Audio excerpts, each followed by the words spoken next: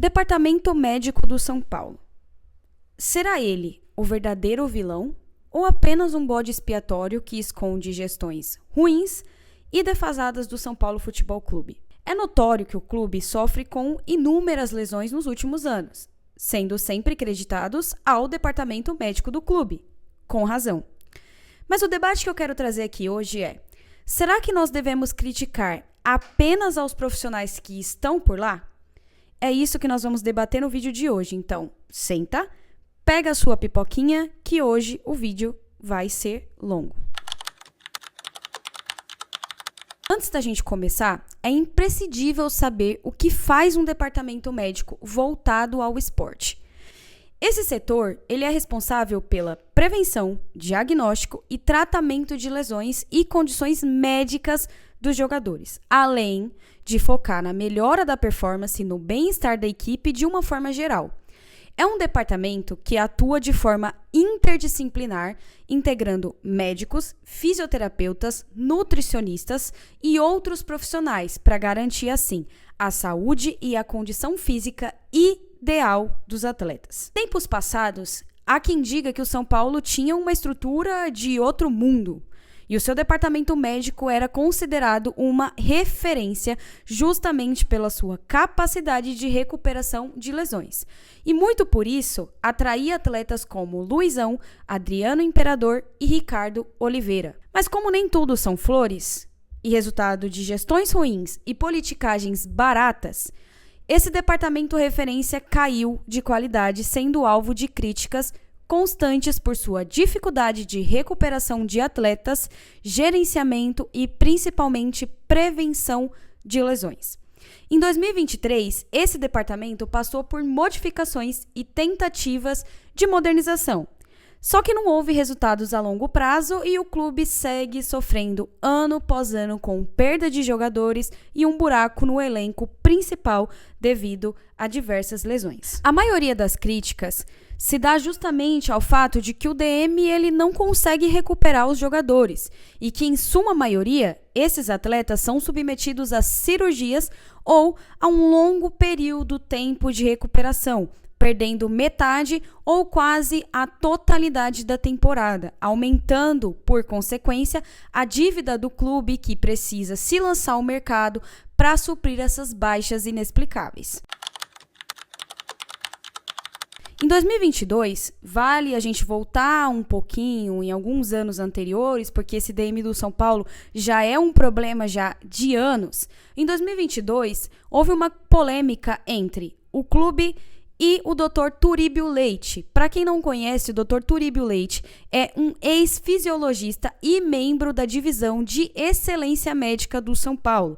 E tudo se deu após um áudio do doutor ir ao ar, aonde ele dizia não acreditar no motivo pelo qual o São Paulo recusou a parceria que ele havia conseguido de receber equipamentos novos e modernos para o departamento médico do clube e pediu, inclusive, para que a própria imprensa investigasse isso. O que eu posso te dizer é o seguinte: eu tive sempre a melhor das intenções de levar os equipamentos para o São Paulo. O São Paulo não iria precisar dispor de recurso. Só existia um dos recursos que existia, um comodato, para ser pago depois de um ano, e aí seriam inclusive repostos com equipamentos novos. Todos os demais recursos que eu tinha conseguido eram a partir de troca de propriedades de marketing. Camisa assinada, entrada de camarote para alguns clientes da empresa, mídia social do clube, tudo aquilo que o clube está acostumado a dar. Iam ser equipamentos de última geração. As razões para não terem sido aceitas, eu vou esperar que a própria imprensa investigue. Eu não tenho como ficar falando, porque eles vão me massacrar, vão cair em cima de mim, e aí é uma luta desleal, eu contra o São Paulo. Então, eu vou deixar que a imprensa investigue isso.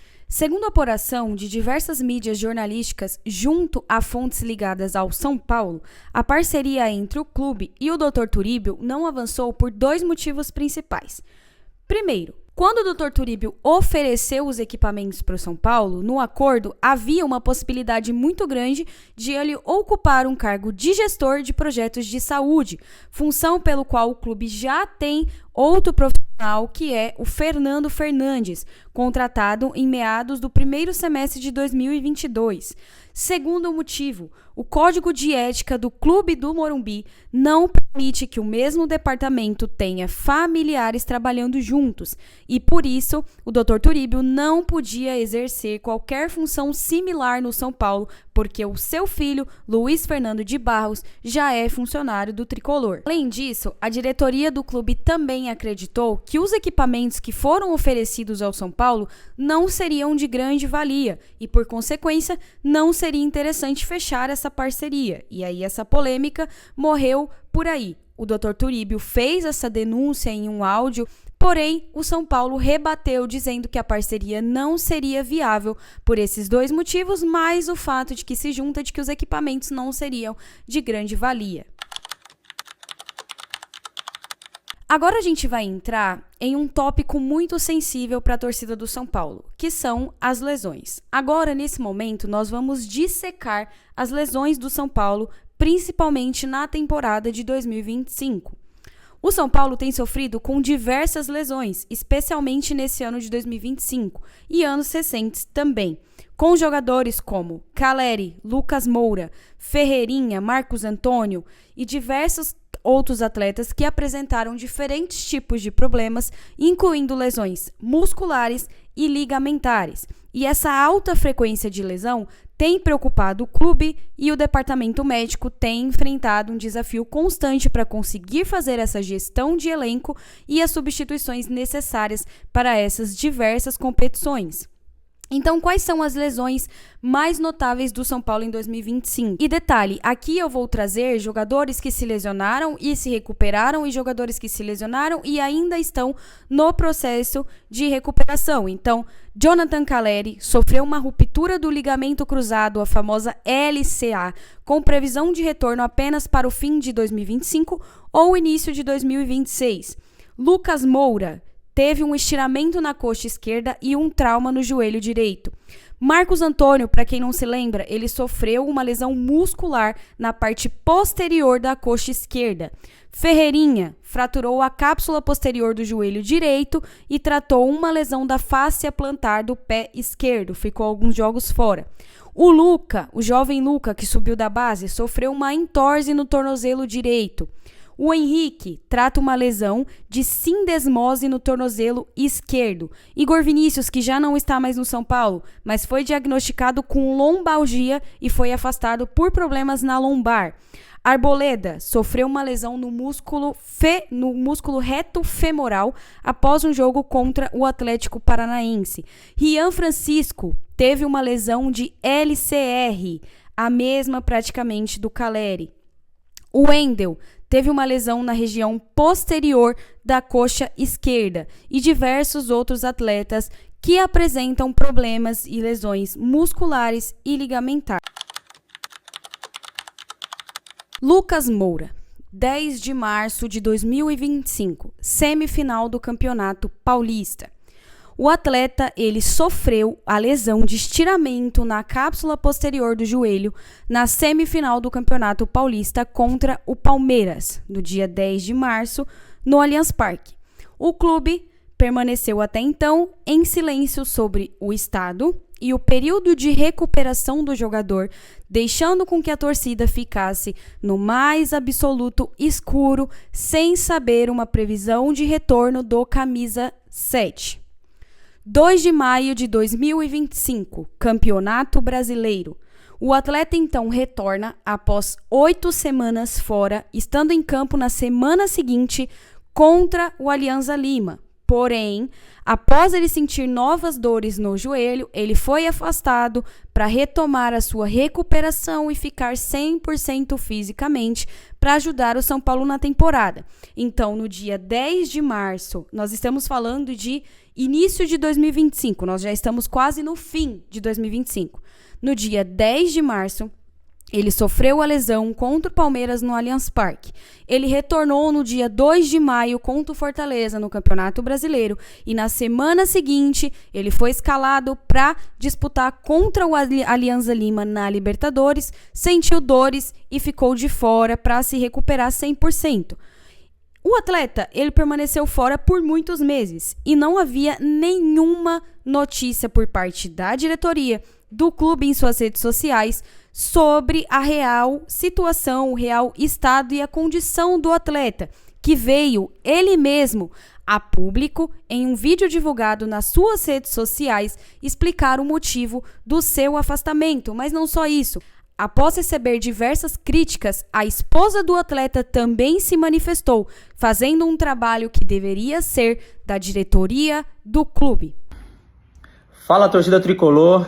Primeiramente, eu queria dizer que estou muito feliz com a nossa classificação na Libertadores, muito feliz com o garoto Luca, mais uma cria de Cotia, que entrou numa situação muito difícil no jogo e mostrou personalidade e fez um gol importantíssimo pra gente. Um gol que talvez nem ele tenha a dimensão, né, desse feito, da importância desse gol pra gente, mas é um garoto muito talentoso, que merece bastante e que eu estou muito feliz por ele. Mas eu queria falar da minha situação. Tenho recebido muitas mensagens, né, de torcedores querendo saber como eu estou, quando eu vou voltar, o que aconteceu. E eu me senti na obrigação de dar uma satisfação para vocês, que sempre tiveram muito carinho comigo, muito respeito, e isso é muito recíproco. No dia 10 de março, na semifinal contra o Palmeiras no Allianz Parque, eu acabei sofrendo um trauma muito forte no meu joelho direito. E eu acabei jogando por alguns minutos ainda depois disso, mas depois a situação ficou muito difícil e eu tive que sair. No dia seguinte não conseguia nem dobrar a perna, não conseguia dobrar 10% da perna. E os exames apontaram um estiramento na cápsula, né, no meu joelho direito e me tirou de combate por 7 a 8 semanas. Após esse período, eu pedi para voltar, porque eu tinha todos os critérios para poder voltar e a gente tomou essa decisão de voltar, né? Os exames estavam bons, a força estava equilibrada e eu queria voltar. E voltei, estava jogando com um pouco de dor, o que é normal, depois de tanto tempo parado é normal voltar com um pouquinho de dor. Porém eu achei que a dor ia diminuir com o tempo, o que infelizmente não aconteceu. E eu percebi que isso estava afetando a minha performance. Eu não conseguia jogar como eu estou acostumado. Eu não conseguia colocar o meu estilo de jogo que eu estou acostumado. E teve um agravante ainda no jogo contra o Alianza Lima no Peru, que eu caí, bati novamente o mesmo joelho, o que acabou piorando um pouquinho a situação. Os exames mostraram que teve uma piora. Enfim. E eu tomei essa decisão de parar. Conversei com a comissão técnica, com o departamento médico, isso partiu de mim, né? Eu pedi para poder parar e cuidar direito desse joelho, porque eu não estava conseguindo performar como eu estou acostumado e consequentemente não ia conseguir ajudar o São Paulo como eu gostaria, além de poder estar piorando a situação do meu joelho. Foi uma decisão difícil, né? Muito ruim ficar de fora. Eu posso garantir para vocês que não tem ninguém mais chateado do que eu, mas infelizmente é uma coisa que faz parte da vida de um atleta, faz parte, né, do futebol. E, enfim, queria deixar bem claro aqui também que todo o trabalho está sendo muito bem feito. Queria agradecer ao Departamento Médico de São Paulo, que está fazendo um trabalho muito bem feito. Agradecer ao meu fisioterapeuta particular, o Taio, né, que eu vejo todos os dias e que a gente está trabalhando muito, fazendo tudo o que tem que fazer. Porém, tem coisas que fogem do nosso controle. Tem coisas que tem que dar tempo ao tempo, tem que deixar a natureza agir, deixar Deus agir. E eu tomei essa decisão de poder parar, cuidar direito do meu joelho para que eu possa ficar 100% e voltar bem e ajudar o São Paulo como eu estou acostumado, performando como eu estou acostumado. Eu sei que muita gente está me perguntando de prazo, quando eu vou voltar. É difícil cravar um prazo, né? Não foi uma lesão grave, graças a Deus, porém não é uma lesão tão simples. Mas muito provavelmente eu volte a jogar só depois da parada do Mundial, só em julho, né? Porque eu tenho que fazer tudo o que tiver que fazer para voltar bem, cuidar como tem que cuidar. e voltar bem, voltar equilibrado, voltar forte, voltar sem dor, para que eu possa ajudar o São Paulo da maneira que eu estou acostumado, né, jogando da maneira que eu estou acostumado. Enfim, é isso. Como eu falei, estou muito chateado, é difícil ficar de fora, é difícil não poder estar em campo ajudando meus companheiros, mas faz parte do futebol. Queria agradecer mais uma vez aí todas as mensagens de carinho que eu tenho recebido, apoio, agradecer o Departamento Médico de São Paulo, agradecer meu fisioterapeuta particular, o Taio, e dizer que a gente está fazendo de tudo para que eu possa voltar bem. E eu creio num Deus que sabe de todas as coisas, que tem o melhor para cada um de nós. Ele é a minha força principal. E é isso. Obrigado. Estarei de fora, mas perto ao mesmo tempo dos meus companheiros, torcendo, apoiando, sempre juntos pelo nosso tricolor. Um abraço, pessoal. Deus abençoe. Após diversos questionamentos da torcida sobre a falta de informação e transparência, o clube finalmente utilizou as suas redes sociais e emitiu uma nota sobre o caso do Camisa 7. E eu vou ler essa nota aqui para vocês. O atleta Lucas Moura sofreu há aproximadamente 4 meses uma lesão ligamentar parcial e estiramento da cápsula na região posterior do joelho direito. Após o primeiro evento traumático, foi estabelecido um protocolo de reabilitação baseado em diretrizes funcionais progressivas com evolução satisfatória nos 2 primeiros meses. Após o atleta cumprir todos os critérios clínicos e funcionais, ele foi liberado para o retorno gradual às atividades com bola.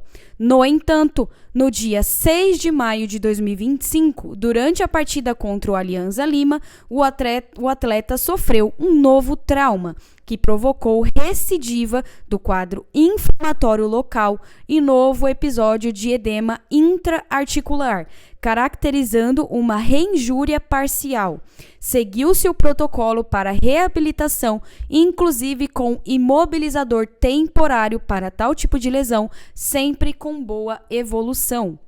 Atualmente, o atleta apresenta-se em fase final de cicatrização, conforme evidenciado pelo exame de imagem, ou seja, ressonância magnética, que demonstra sinais compatíveis com reorganização tecidual e reabsorção de edema residual.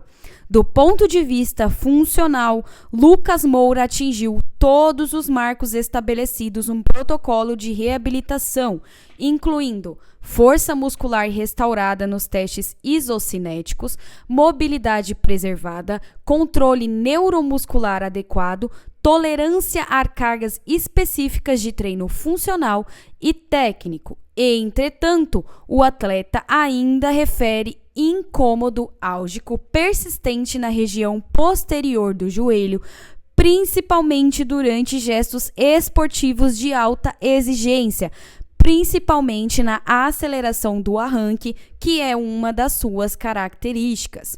Apesar da boa evolução cicatricial e funcional, a persistência da dor motivou a indicação de um procedimento médico intervencionista, programado para o dia 18 de julho de 2025, com o objetivo de alívio sintomático e otimização do retorno esportivo.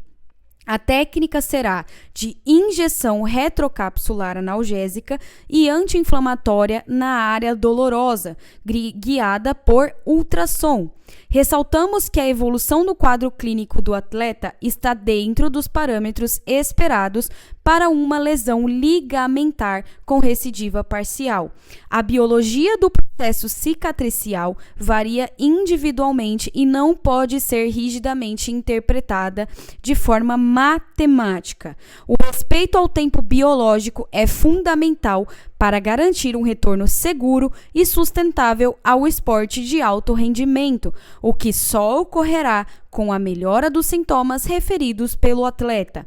A equipe médica permanece atenta à evolução clínica do atleta e seguirá realizando reavaliações sistemáticas com foco na performance, segurança e longevidade da carreira esportiva de Lucas Moura.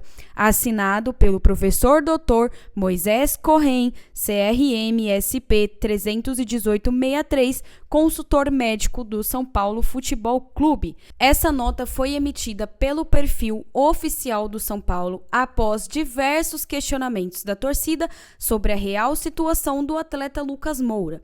E por que eu trouxe justamente o Lucas Moura para esse mini dossiê sobre o departamento médico do São Paulo? Porque a lesão do Lucas escancara a falta de profissionalismo, a decadência do departamento médico do São Paulo e a falta de transparência da diretoria. É um atleta de suma importância para o São Paulo, que fez uma boa temporada ano passado, fez uma boa temporada na nossa campanha de campeão da Copa do Brasil, mesmo tendo chegado quase no final da competição, na semifinal, mesmo assim, ele fez uma grande temporada, tem ajudado o São Paulo, é um jogador que, querendo ou não, desafoga o São Paulo pela sua habilidade de drible, pela sua velocidade, claro que agora um pouco mais cadenciada devido à sua idade, o que é comum em atletas no nível do Lucas Moura. Isso justamente mostra e escancara como o departamento médico e a diretoria são pífios e a gente acaba acreditando sempre ao departamento médico do São Paulo. Só que a gente esquece que por trás do departamento a gente tem a diretoria, que é quem faz a gestão de profissionais, faz a gestão dos profissionais que estão lá, faz a gestão do departamento, dos equipamentos, do refis. Por que a gente não cobra quem de fato a gente tem que cobrar?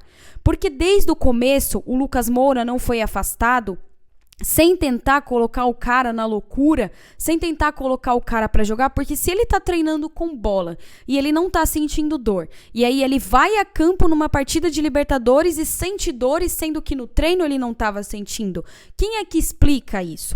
E na partida da Libertadores contra o Atlético Nacional, teve um lance característico aonde o Lucas dá um arranque e ele volta mancando. Isso claramente mostra que ele está sentindo dores e vai precisar novamente ser afastado para talvez ser utilizado contra a LDU. Por que já não faz um cronograma específico para ele, o que deveria ter sido feito desde março, quando ele se lesionou, que é afastar o atleta e realmente focar na recuperação dele?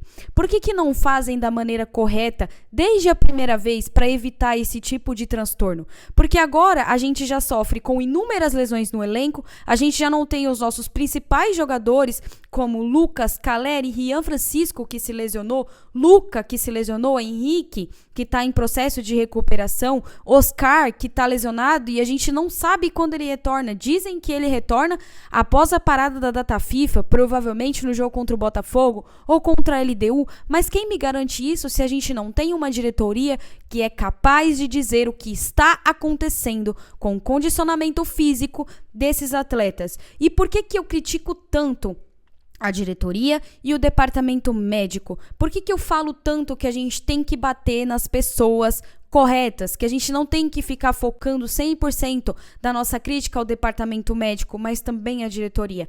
Porque essas lesões são inexplicáveis. Um departamento médico, como eu expliquei para vocês no início do vídeo, trabalha justamente para prevenção de lesões. O que está sendo feito que os nossos maiores nomes, que os nossos maiores atletas estão se lesionando como um pino de boliche, é um caindo atrás do outro. Nós temos agora 3 atacantes do São Paulo com lesão ligamentar. LCA, Caleri, Rian Francisco e agora o André Silva, que também foi diagnosticado com a mesma lesão.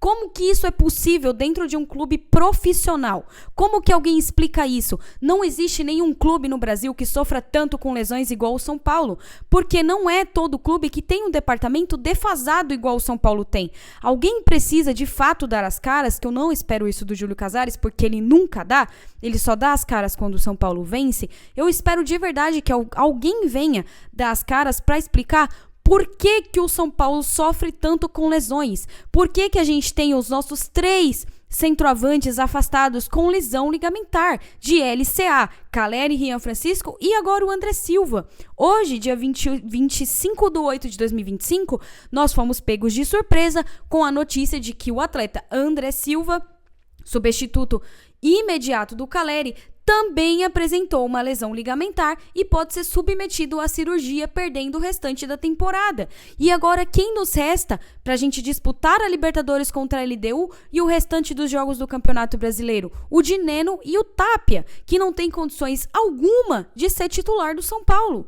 São atletas que não estão à altura do São Paulo. E aí sabe o que vai ter que acontecer? O São Paulo vai ter que sair desesperado no mercado para contratar um camisa 9 e vai elevar mais ainda os gastos do clube, porque não consegue corrigir um problema que é claro há anos, que é o departamento médico. A gente não tem um elenco ruim, só que o nosso elenco, a base do nosso elenco tá no DM. A gente tem o Wendel no DM, Luiz Gustavo que teve um embolismo pulmonar, que isso aí a gente também não pode nem acreditar ao departamento médico, porque realmente é uma condição do atleta mesmo, mas a gente tem o Caleri, a gente tem o Lucas, a gente tem o Rian Francisco, agora o André Silva, ainda não foi divulgado o estado do Marcos Antônio, que também pode estar com uma lesão ligamentar. Falaram que ele não estava sentindo dores, que ele só saiu de fato por prevenção, porque ele sentiu um peso na perna quando ele deu o arranque, mas ninguém sabe se de fato ele tá com uma lesão ou não. Só foi divulgado o André Silva e agora o clube precisa se lançar